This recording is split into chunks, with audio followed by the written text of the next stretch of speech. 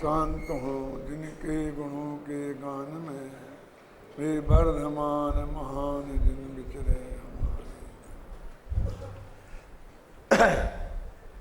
समय सार अनुशीलन पृष्ठ 215 भाग 2 दूसरा पैरा 5वीं पंक्ति से।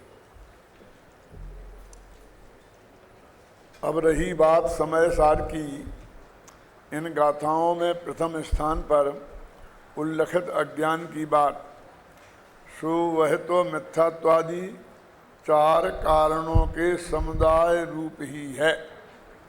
इस बात का उल्लेख इन गाथाओं की आत्मख्याति टीका में है ही, जो इस प्रकार है। कल 2-3 प्रश्न हुए थे कि 2 आचार्यों में मतभेद क्यों है। यहाँ भी 5 कारण बताए जा रहे हैं और तत्वार्थ सूत्र में भी 5 हैं, लेकिन यहाँ प्रमाद गायब है और वहाँ अज्ञान गायब है। तो ऐसा क्यों है? और कदाचित 2 आचार्यों में मतभेद हो भी सकता है, लेकिन एक ही आचार्य 109वीं गाथा में 4 कारण बताते हैं और यहाँ 5 बता रहे हैं, अथवा तत्वार्थ सूत्र में 5 बताए गए हैं। तो ये ऐसा क्यों है?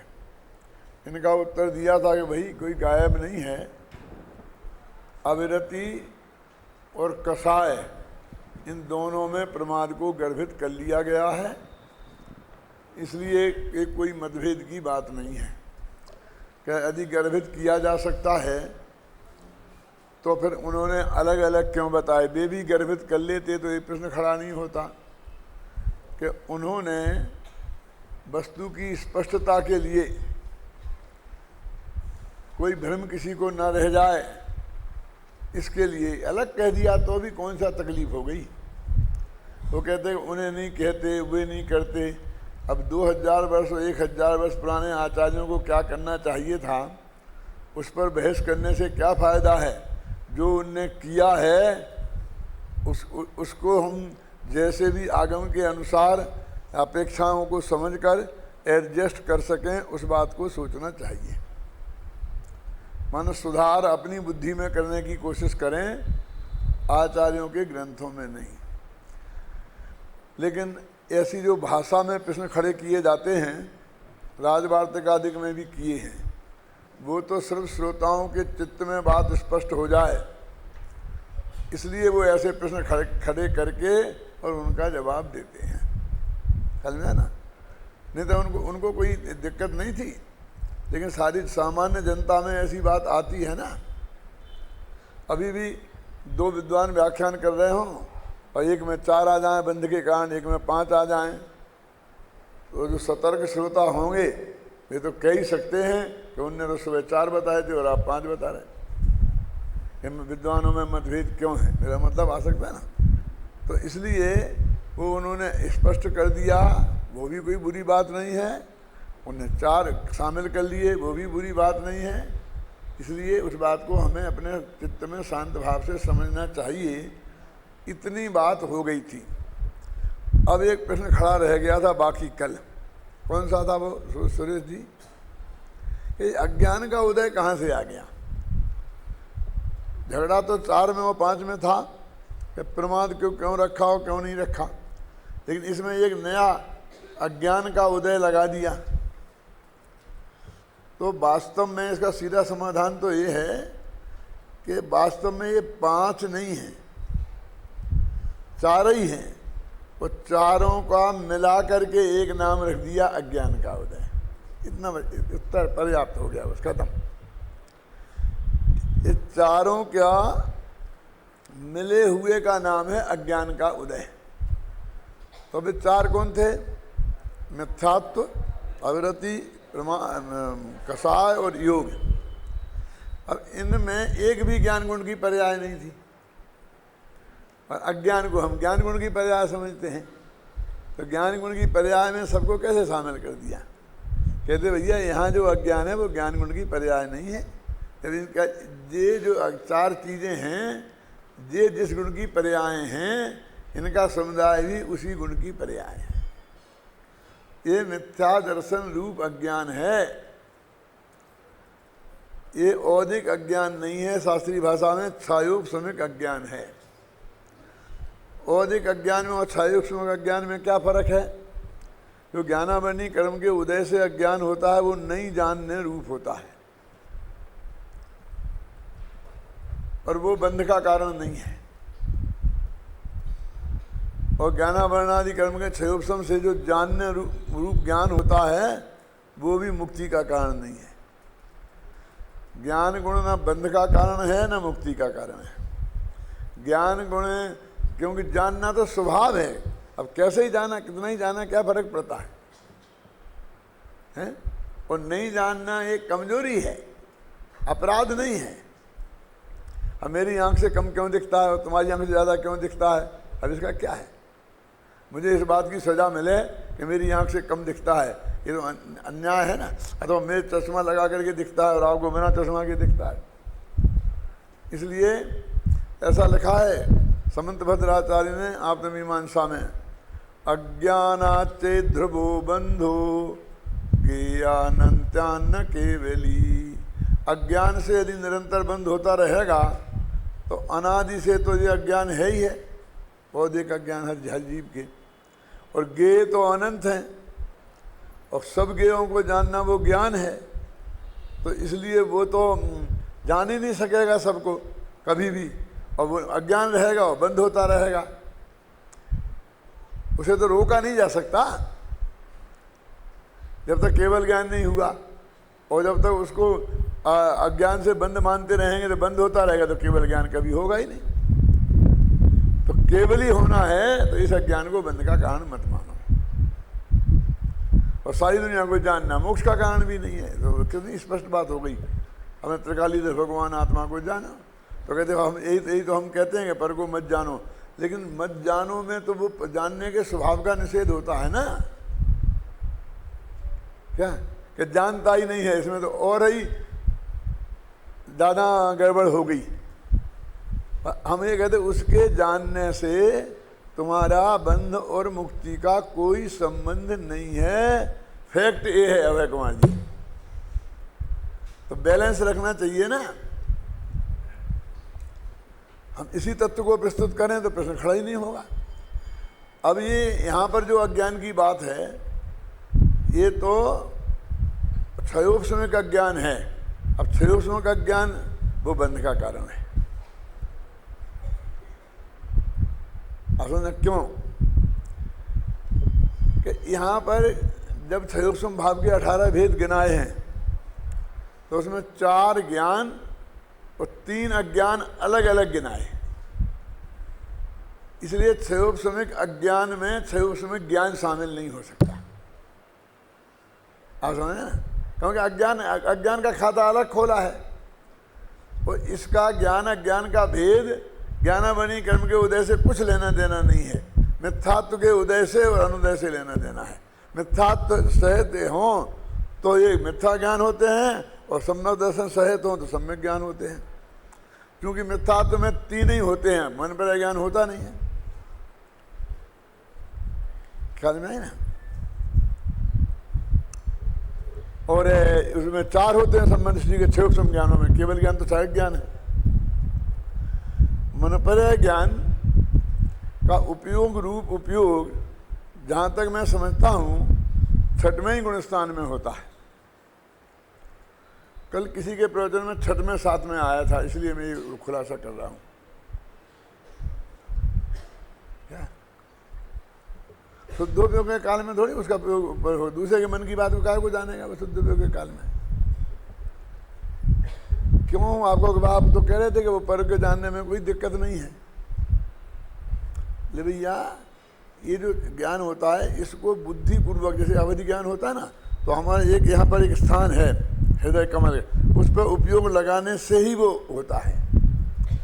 बुद्धिपूर्वक उपयोग लगाने से ही मन पर ज्ञान होगा, समझ नहीं ना।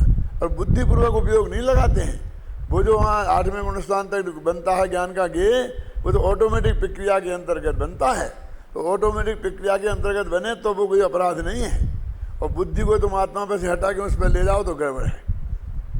तो बहुत हर बात में समझने की बात है क्या। तो अब ये बात क्या चल रही है यहाँ पर, वो अज्ञान यहाँ क्यों डाला। तो वो कहते संख्या तो तुम्हारी बिगड़ी नहीं, क्योंकि ये अज्ञान तो चारों के मिक्सचर का नाम है। घर में चाय अलग रखी है, चीनी अलग रखी है, पानी अलग रखा है, समझ गया ना। और जो भी वो डालते हो तुम, मुझे ज़्यादा पता नहीं, चाय का मसाला अलग रखा है, चार चीज़ें अलग अलग हैं।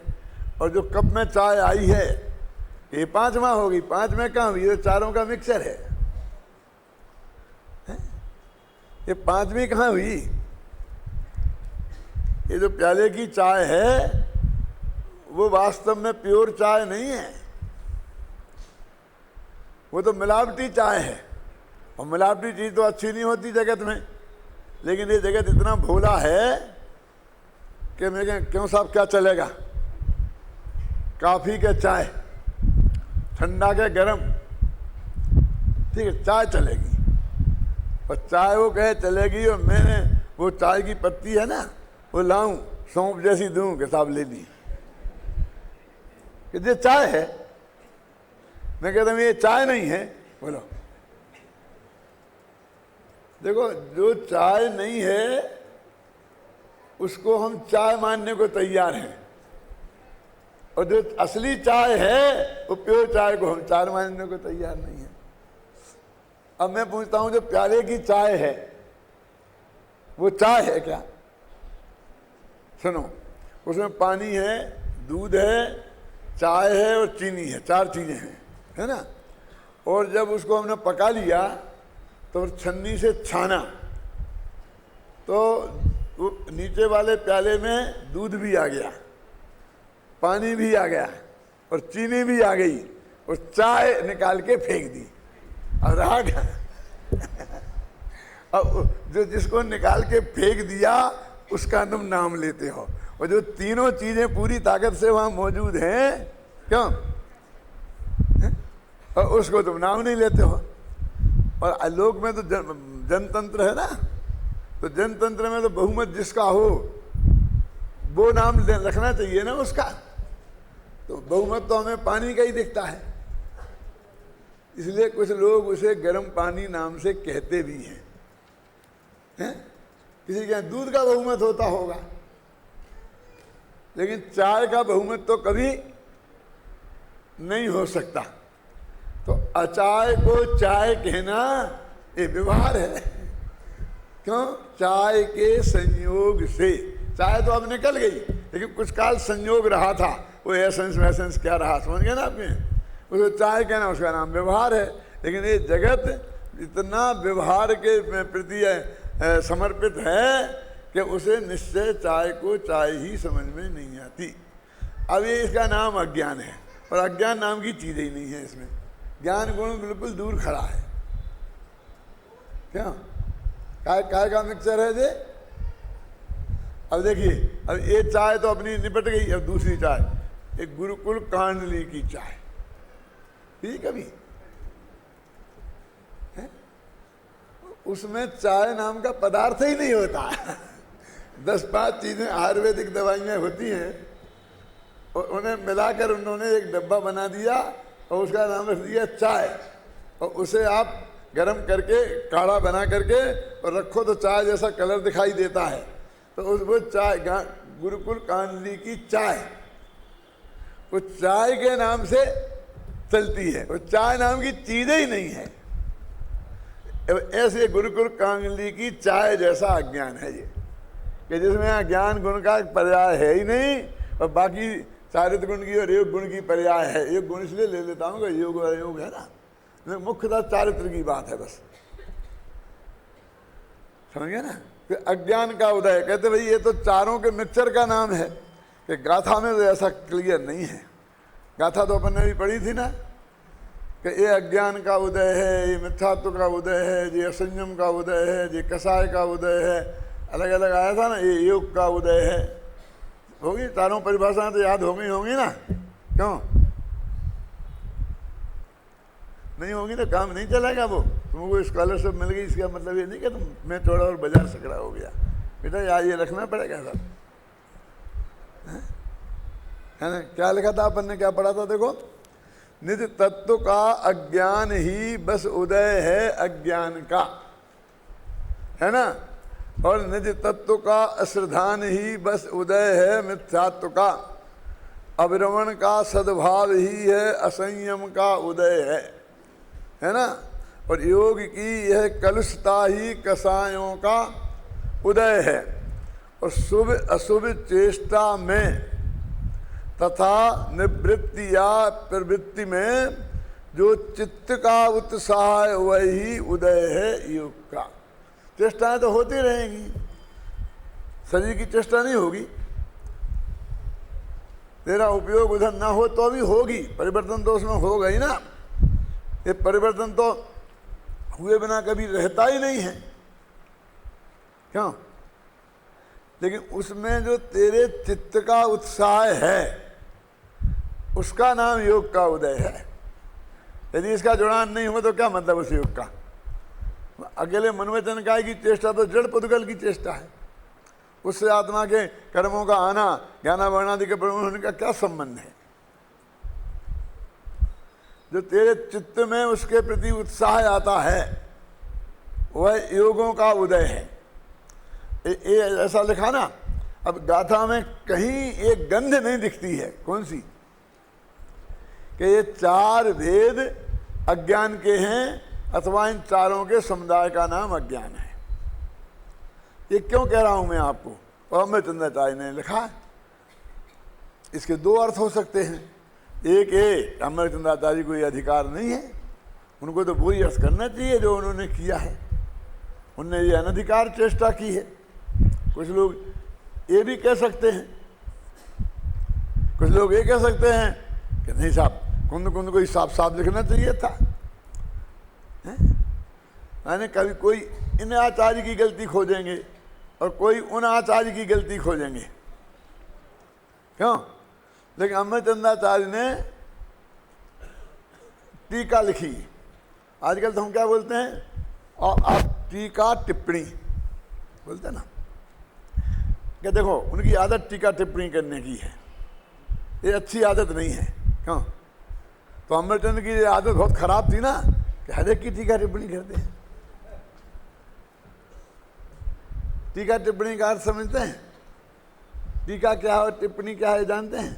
इन दोनों में अंतर जानते हैं? शायद ही बहुत कम लोग जानते होंगे।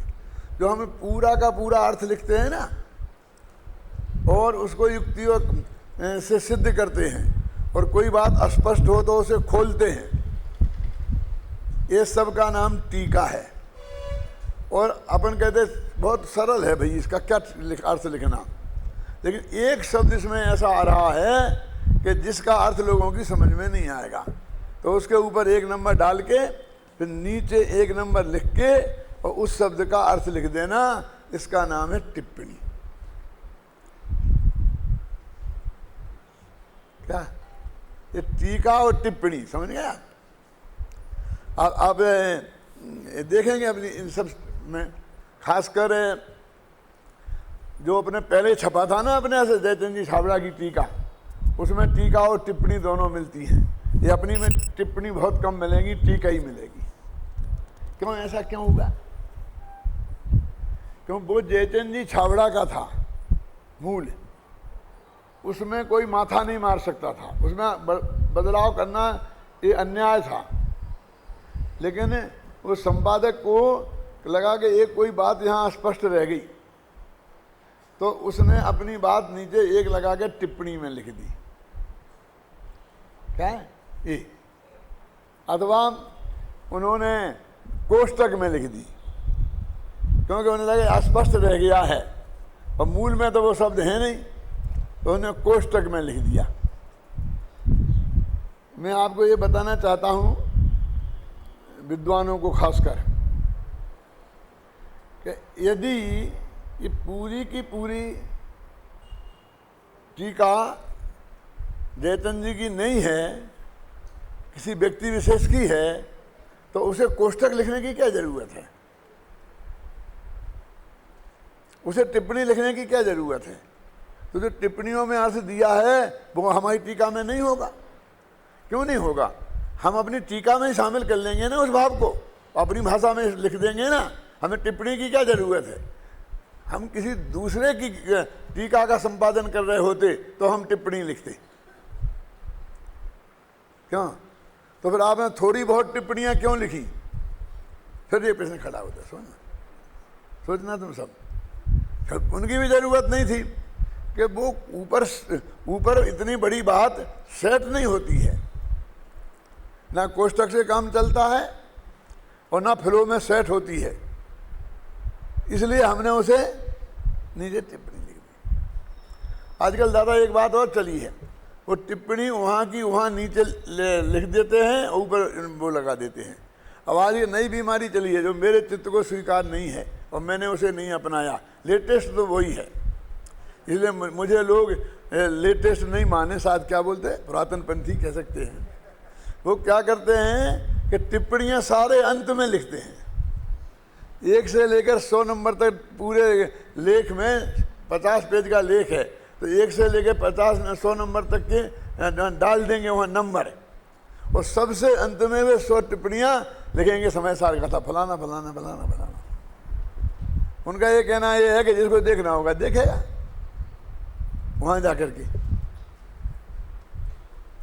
और जिसको नहीं देखना होगा तो यहाँ बीच में वो डिस्टर्ब करेगी। डिस्टर्ब तो ऊपर करती, जब हमने लाइन के नीचे लिखा है तो कैसे डिस्टर्ब करेगी, हमारा कहना ये है। लेकिन ये यहाँ देखने के चांस ज़्यादा हैं, वहाँ तो 50 में 100 में एक आदमी नहीं देखता है पीछे, और उन अकेली टिप्पणियों को कोई नहीं पढ़ता है। इसलिए हमने अपने में ये जानते हुए भी वो टिप्पणी तत्काल नीचे लिखने की ही परंपरा रखी है, और कोशिश ये की है कि कम से कम टिप्पणी लिखी जाए। अब देखिए ये टीका टिप्पणी कितना पवित्र शब्द हो गया, समझ गए आप? और आज हम किस अर्थ में प्रयोग करते हैं? क्या इनकी तो खराब आदत है, ये टीका टिप्पणी बिना नहीं रहेंगे हमारे विनय बाबू। क्यों है? माने उसको एक खराब आदत के रूप में हम मानते हैं। तो हमें चंद्राचार्य की आदत खराब थी। मेरे कहने का मतलब कितना अर्थ बदल गया है। ये आज की भाषा से आप कुंद कुंद का और अमृतचंद का मरम समझना चाहें तो नहीं आएगा समझ में। आपको इस बात का स्टडी करना पड़ेगा कि कुंद कुंद और अमृतचंद इस शब्द का प्रयोग किस अर्थ में करते हैं। इसको बोलते हैं तुम्हें कुंद कुंद, तुमने कुंद कुंद पढ़ा है, तुमने अमृतचंद पढ़ा है, ऐसे तुम्हें लठ छाप आचार्य कुंद कुंद जी महाराज को पढ़ा है कि नहीं पढ़ा, तुम्हें तो ऐसा कहलवाना है। क्यों?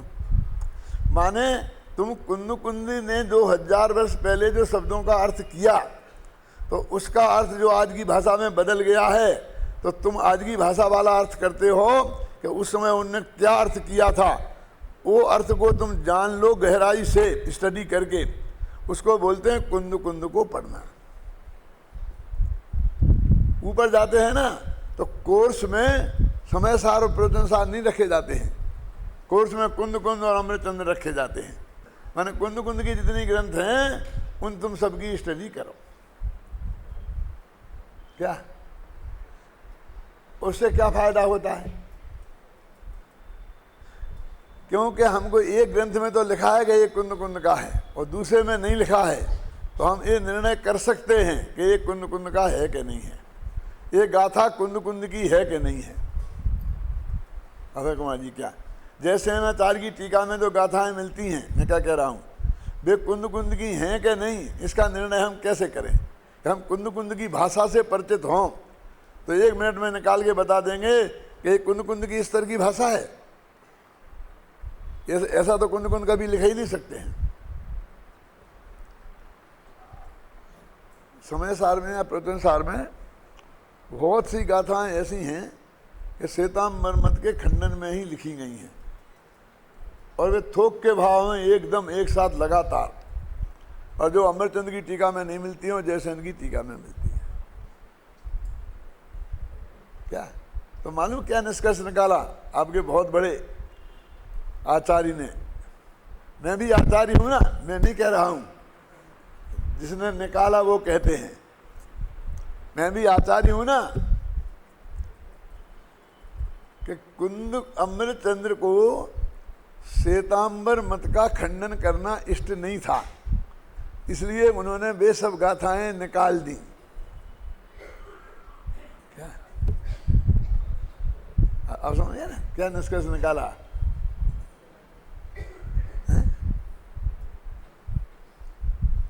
हमने ये लिखा है कि ऐसा हो सकता है कि कुंद अमृतचंद्र के सामने जो प्रति रही हो उस प्रति में ये गाथाएं नहीं हो, और जयसेनाचार्य को ये प्रति मिली हो उसमें ये प्रति में ये गाथाएं हो।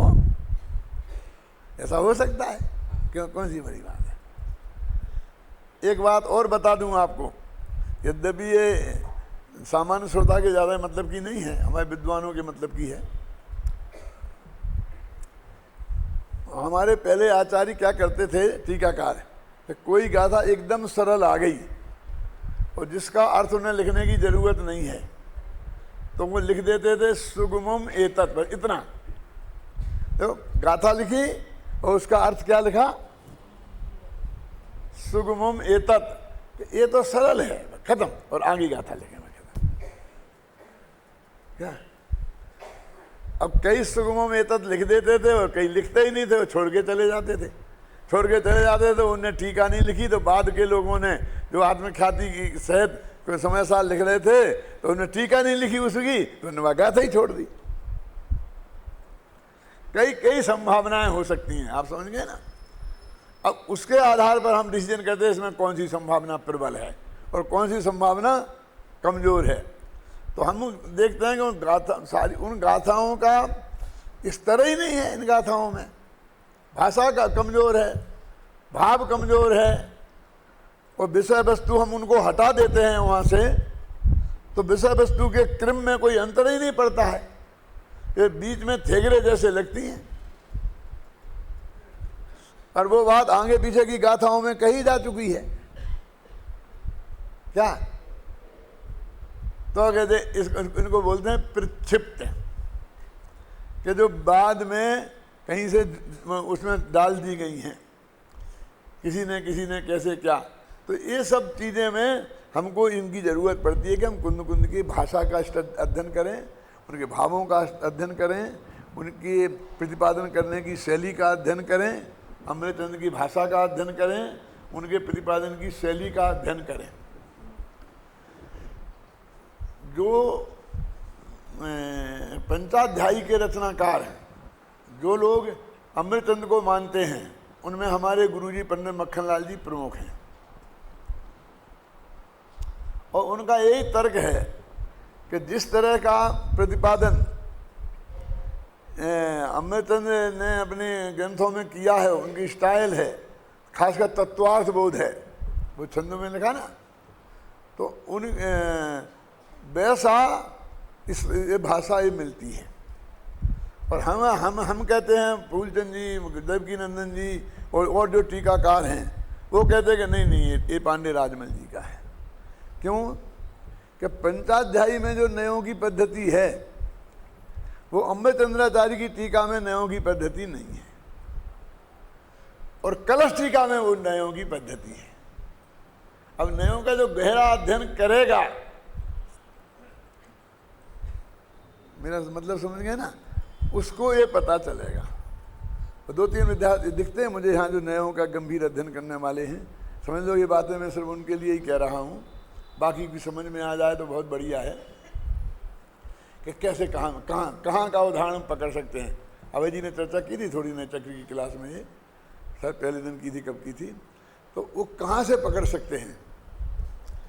तो बुद्धिपूर्वक और अबुद्धिपूर्वक का अर्थ और जगह अलग मिलता है और कलश टीका में अलग मिलता है। क्या सुनो, बहुत मार्मिक बात है। क्या मिलता है और जगह तो अपन बुद्धिपूर्वक करें, तो बुद्धिपूर्वक, हम बुद्धिपूर्वक नहीं किया, धक्का लग गया तुम्हें, हम कहते हैं बुद्धिपूर्वक भैया लग गया। हमने तुम्हें धक्का दिया नहीं है, लेकिन हमारा धक्का तुमको लग गया है। हमने बुद्धिपूर्वक तुम्हारी निंदा नहीं की, लेकिन हमने जो बात कही वो शायद निकल गई है। अबुद्धिपूर्वक निकल गई है, हम आपकी माफ़ी मांगते हैं।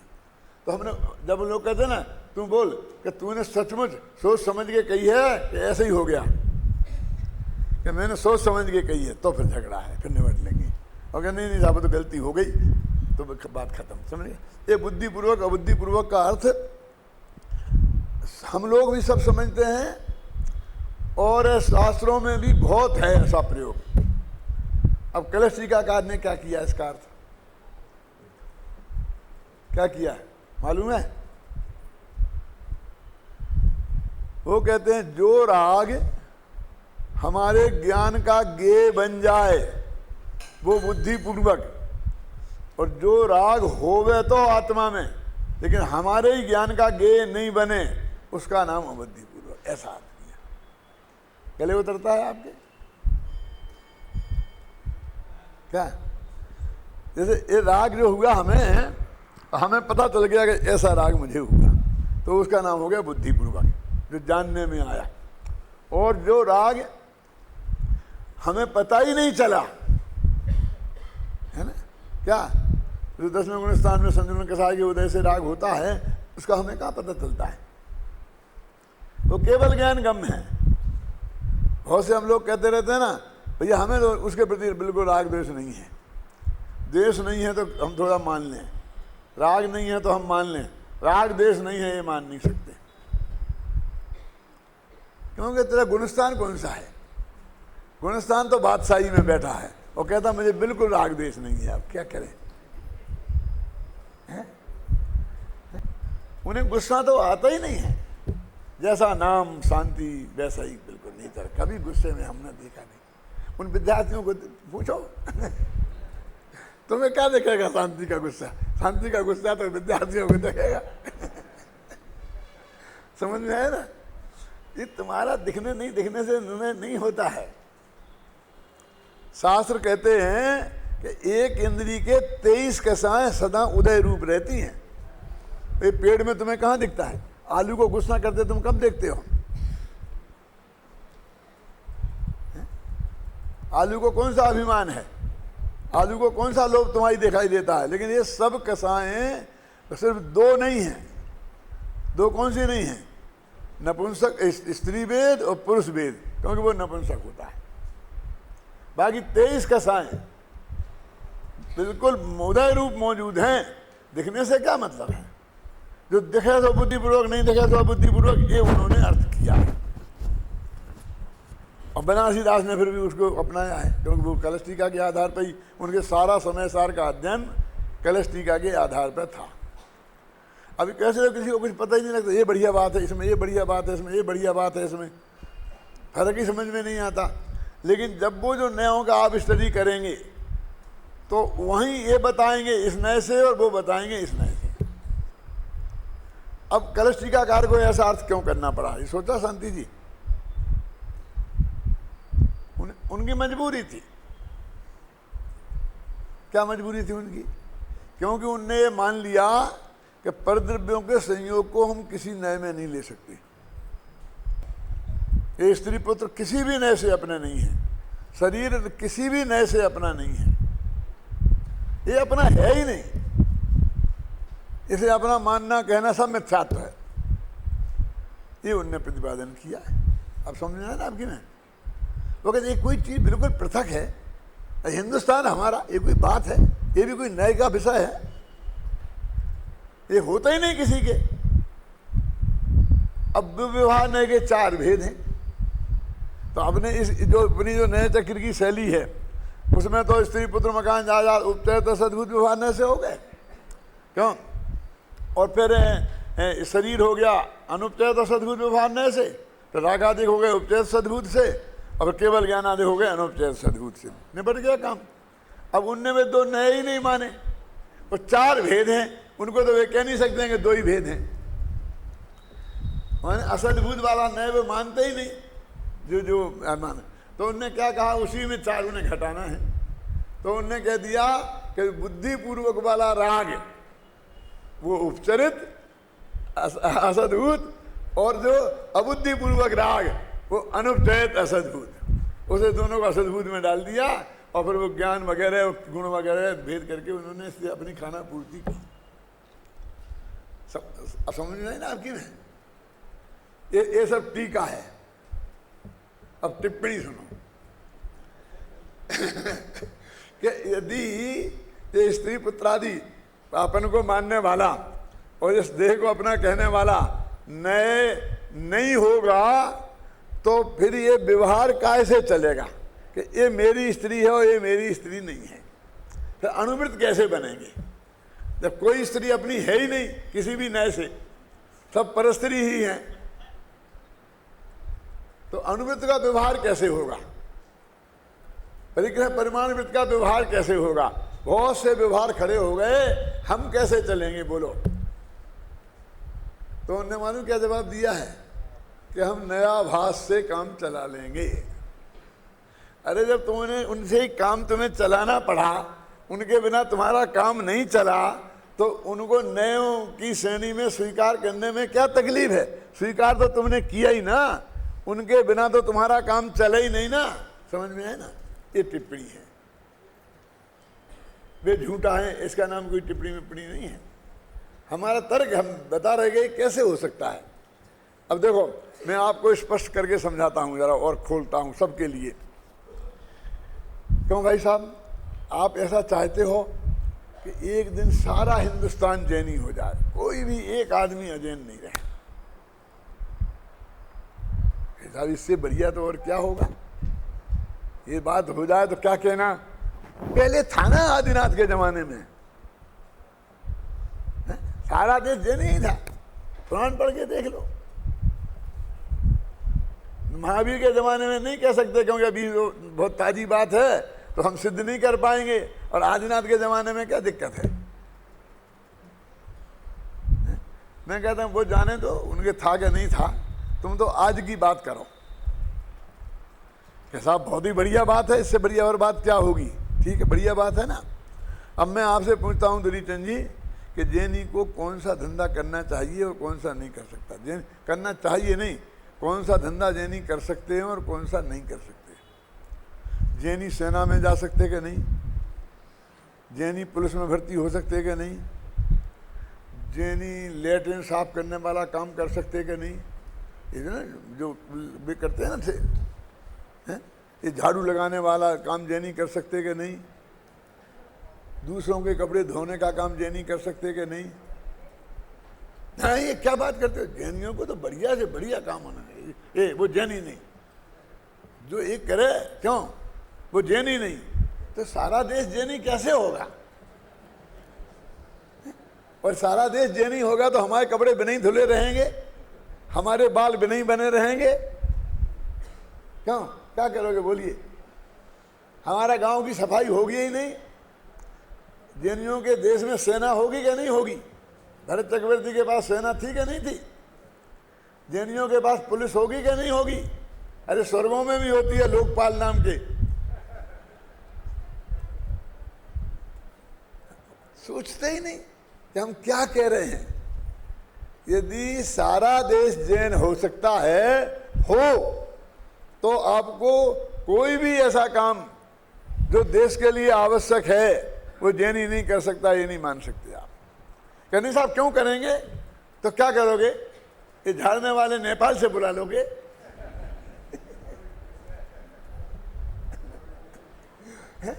तो वे नेपाल वाले यहाँ आके रहेंगे और 10 साल रहेंगे तो यहाँ के नागरिक बन सकते क्या नहीं? क्यों? तो वे यही क्यों हो गए ना? कोई सोचता ही नहीं है। क्या आप समझे ना? वहां जैनी बन जाए बहुत अच्छा है, और जैनी ये नहीं कर सकता, जैनी ये नहीं कर सकता। तुम करो, ये नहीं कह रहे हम। जब हमारा व्यक्तिगत का चुनाव आएगा तो हम बढ़िया से बढ़िया काम चुनेंगे, हम क्यों गलत काम चुनेंगे? लेकिन उस काम को करने वाले को जैनी नहीं हो सकता ये नहीं कह सकते, नहीं कहना चाहिए। किसी को हम रिजेक्ट नहीं कर सकते। हम क्यों सुनेंगे गलत से गलत काम? ये पढ़ाने का काम किसका था? वो तो ब्राह्मणों का था। तो जैनियों ने क्यों किया? ये जैनियों तराजू तोले क्यों? हम जैनियों के ब्राह्मण हैं।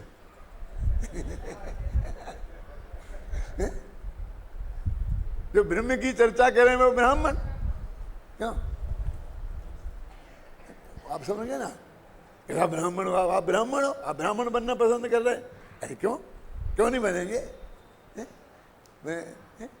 कोई ब्राह्मण कोई गाली है?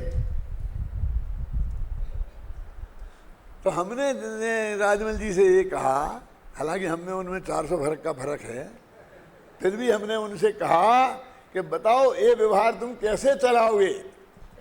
कि हम व्यवहाराभास से काम चला लेंगे।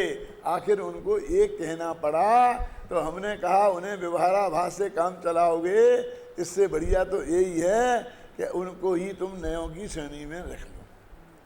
ये टिप्पणी है। टिप्पणी का अर्थ क्या है कि हमारे दिमाग में उसके संबंध में जो तर्क वितर्क खड़ा हुआ वो हमने आपके सामने प्रस्तुत किया और आप निर्णय करो। हमने अलग क्या लिख दिया, हम उनका रिजेक्ट क्या कर रहे, प्रशंसा भी कर रहे कि बहुत अच्छा, उन जैसा पंचाध्यायी जैसा ग्रंथ जिसमें प्रवाह हो भाषा का, इतना अच्छा गहरा अध्ययन हो, इतनी गहराई से विवेचन हो, शोधने में नहीं मिलेगा।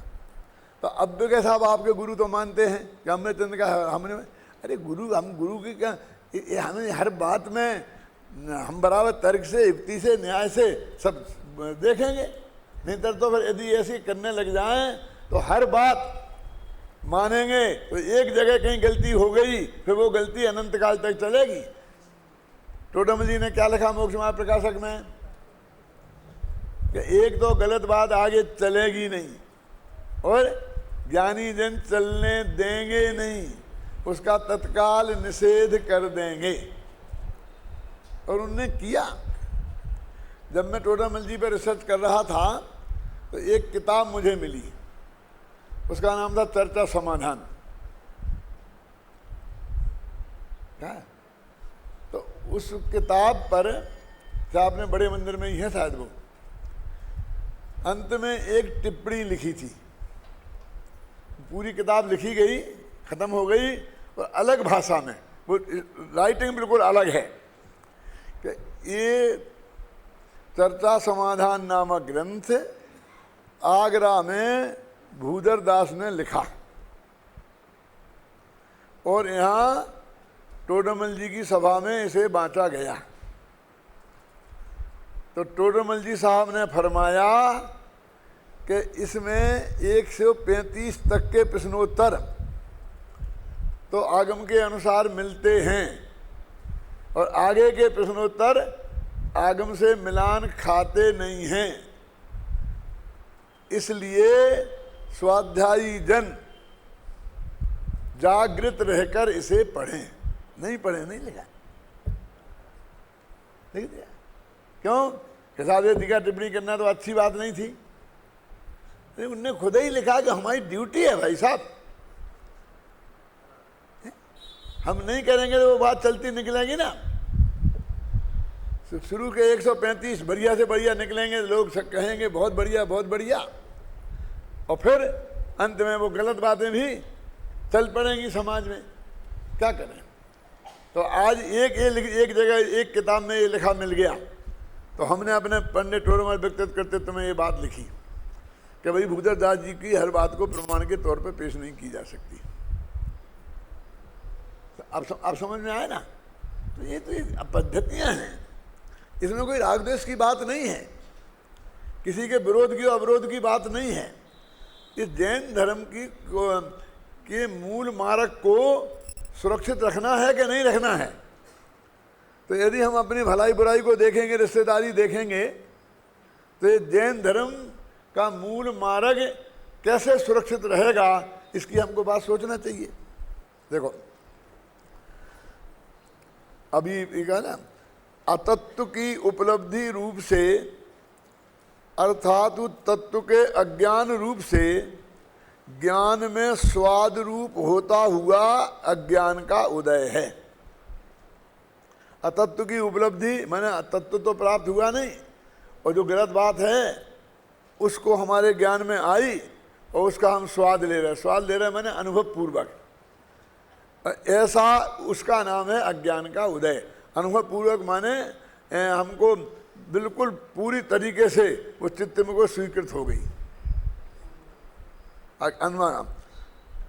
अब नवीन कर्मों के हेतुभूत यह अज्ञानमय भाव मिथ्यात्व, असंयम, कसाय और योग के उदय के रूप में 4 प्रकार का है। देखो वो अज्ञान भाव ही 4 प्रकार का है। ये टीका में इतना साफ लिखा है। अभी देखो मैं संस्कृत टीका इसलिए खोल के रखी है, आप देखो निकालो पेज नंबर 213।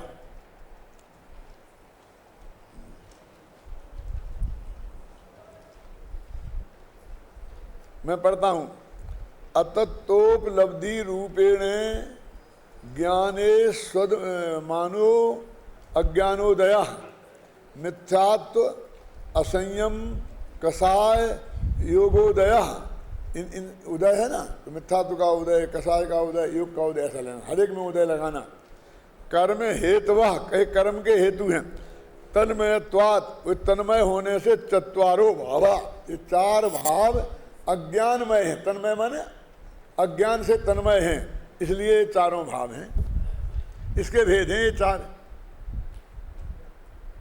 क्या अज्ञान के भेद हैं 4, माने मिथ्यात्व अज्ञान का भेद है कह रहे, अवरति अज्ञान का भेद है, कसाय अज्ञान का भेद है और योग अज्ञान का भेद है। ये 4 अज्ञान के भेद हैं और इन 4 का उदय, उसका नाम अज्ञान का उदय है। अब ये बहुत जगह प्रयोग आएगा। अब हमारा ध्यान इस पर नहीं जाता है अभय कुमार जी, तो हम जब भी अज्ञान के उदय की बात आती है तो ये अर्थ निकालते ही नहीं है। अब गुरुदेव का क्या नेचर था कि साहब ये तो अज्ञान का उदय का लिखा है, हाँ वो मिथ्यात्व के अर्थ में, मिथ्यात्व के अर्थ में, बस उसमें से ज़्यादा कहने की जरूरत क्या है।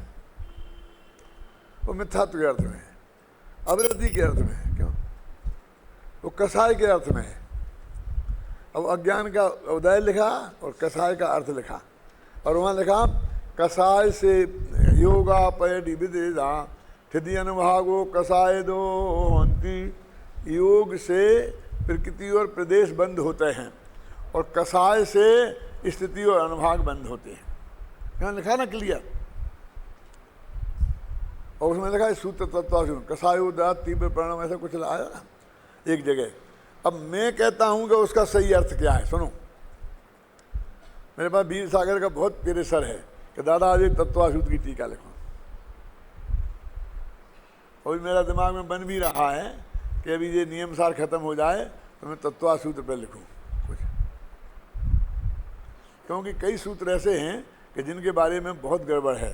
एक इंद्रिया निंद्रिय निमित्तम अर्पता नर्पित सिद्धे, ऐसे बहुत महत्वपूर्ण कई सूत्र हैं जिनका अर्थ बहुत गलत किया जाता है। पहले अध्याय का वो जो उपांत सूत्र है ना 31वां है, कौन सा है वो, ये जो है ना नयों के पहले का है। हाँ ऐसे कई हैं जो मेरे दिमाग में हैं कि जिनका अर्थ सही रूप में नहीं जाना। ये उपकार वाले हैं सब, परस्परो ग्रहो जीवानाम, इन सूत्रों पे लिखा जाना बहुत ज़रूरी है ना। इसलिए मेरा दिमाग अब उधर को थोड़ा सा बन रहा है क्या। और उनके एक क्यों सारी समाज में बहुत गहराई से पढ़े जाते हैं और तर्क युक्तियों से ये प्रकरण अच्छी तरह से आ जाएंगे। यदि अकेले लिख दूँ तो फिर वो झगड़ा का कारण बन जाएगा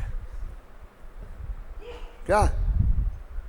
और जब वो टीका में बीच में आएगा वो प्रकरण सहज भाव से, और उन्हीं वक्त तर्क युक्ति से लिखूंगा तो वो नेचुरल होगा, समझ में ना ऐसा। तो अभी क्या लिखा देखो, ये 4-5 प्रकार के उदय हैं, तो इनने 2 पंक्तियों में ही शुरू में ही ये स्पष्ट कर दिया।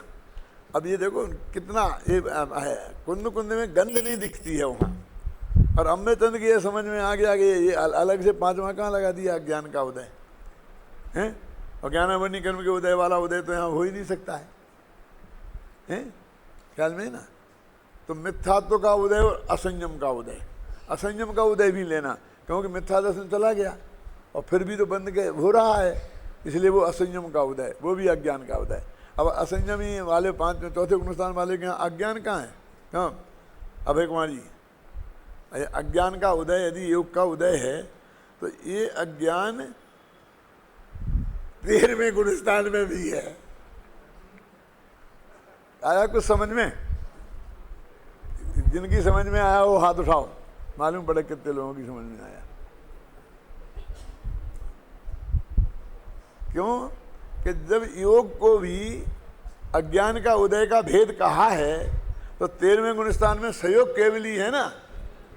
अब केवल ज्ञान हो गया और अज्ञान का उदय और उससे बंद हो रहा। बोलिए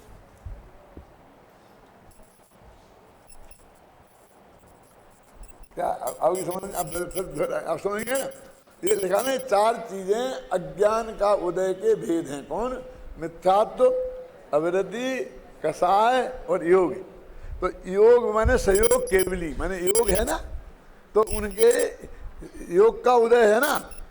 तो योग का उदय है तो ये अज्ञान का उदय हो गया। अब केवल ज्ञानी के अज्ञान का उदय किसकी समझ में आए, पिटाई हो जाए। उसके लिए इतने बैकग्राउंड से बात समझानी पड़े आगे पीछे से, तो लोगों के गले उतरे। वैसे ही तुम उठ कह के देखो मैंने गजब का अर्थ निकाला है और ऐसा कह के चले गए तो बहुत लेने के देने पड़ सकते हैं। तो ये प्रतिपादन करने के लिए पहले कितनी जिम्मेवारी है। क्यों? अब आगे पीछे की सारी व्यवस्था दिमाग में हो, समझाने की ताकत हो और उतना थोड़ा पुण्य का उदय भी हो। क्योंकि ये पिटाई से पुण्य के उदय से बचोगी, इनसे नहीं। क्यों? बड़े बड़े ज्ञानियों की पिटाई हो गई ना। किनकी होगी? पारसनाथ की हो गई ना। अंतर्भूत बात केवल ज्ञान होना था और कमठ ने करे ही दी। आगे होंगे बाद में बचाने वाले, तो बचाया होगा तब तक तो कितने पत्थर बरस गए थे।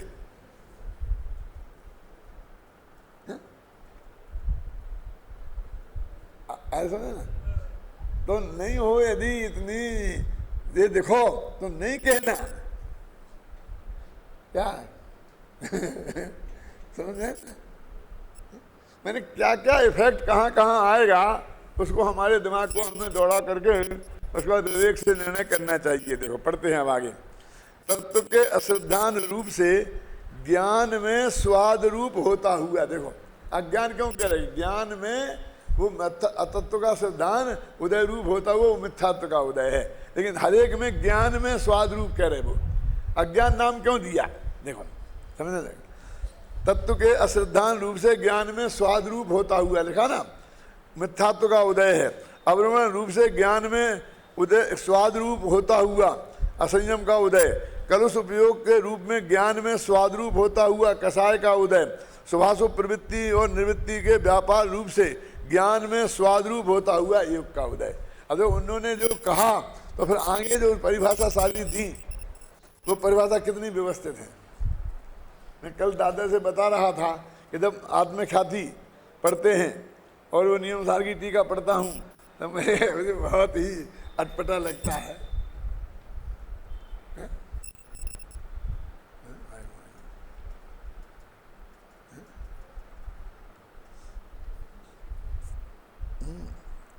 इन पौद्गलिक मिथ्यात्वादि के उदय के हेतुभूत होने पर जो पुद्गल द्रव्य ज्ञानाभरणादि भाव से 8 प्रकार स्वयमेव परिणमता है, वह कर्मणा वर्गणागत पुद्गल द्रव्य जब जीव में निबद्ध होता है तब स्वयमेव अज्ञान से स्वपर के एकत्व के अध्यास के कारण ये वो मिथ्यात्व वाला अज्ञान लिया। वो जो लिया ना वो 13वें गुणस्थान वाला नहीं लेना। देखो 13वें गुणस्थान के पहले तक का अज्ञान था और एक अज्ञान और ये और निकला 13वें गुणस्थान वाला। तो ये सब नहीं लेना, ये मिथ्यात्व वाला लेना। लिखा अध्यास के कारण तत्व अश्रद्धान आदि अपने अज्ञानमय परिणामों का हेतु होता है। गाथा और टीका के इसी भावार्थ को पंडित जयचंद जी छाबड़ा इस प्रकार व्यक्त करते हैं। ये जयचंद जी छाबड़ा को क्यों लिखा? क्योंकि मुझे ये बताना ज़्यादा इष्ट है कि जयचंद जी छाबड़ा के दिमाग में ये बात पूरी गहराई से पकड़ में आई थी। इससे महिमा आती ना उनकी, हमें भी। क्या माने ऐसा नहीं था कि उनके दिमाग में ये बात नहीं आई थी। फिर गुरुदेव सिंह के कोटेशन उन्होंने भी पूरी तरह पकड़ा था, और हम अपने को गुरुदेव का स्वाध्यायी सब मानते हैं और हमारी पकड़ में नहीं आ रहा है, और कई दफ़े हम पड़ गए हैं, तो हमको एक दफ़े गंभीरता से अपनी बुद्धि पे सोचना चाहिए और अध्ययन को और गहरा करना चाहिए ना। क्या अज्ञान भाव के भेद रूप, एक समय हो गया कल का, नहीं देना ये भावार्थ अपन कल पढ़ेंगे।